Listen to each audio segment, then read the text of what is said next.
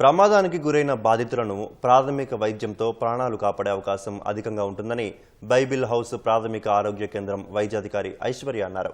ఈనాడు ETV ఆధ్వర్యంలో Hyderabad భోలక్పూర్లోని Padmashali colony welfare సొసైటీలో జరిగిన కార్యక్రమంలో ఆమె ప్రాథమిక వైద్యంపై అవగాహన కల్పించారు. సమాజంలో ప్రాథమిక వైద్యంపై అవగాహన లేని కారణంగా అనేక ప్రమాదాల్లో బాధితులు ప్రాణాలు కోల్పోతున్నారని ఆమె పేర్కొన్నారు.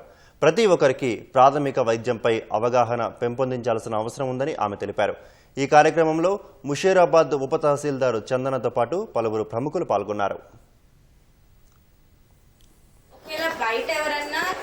పేషెంట్ మనిషి అన్కాన్షియస్ గా పడిపోయింది అనుకోండి, మేము ముందర ఫస్ట్ మీరు చేయాల్సింది ఏంటంటే అంబులెన్స్ ఫస్ట్ కాల్ చేయాలి.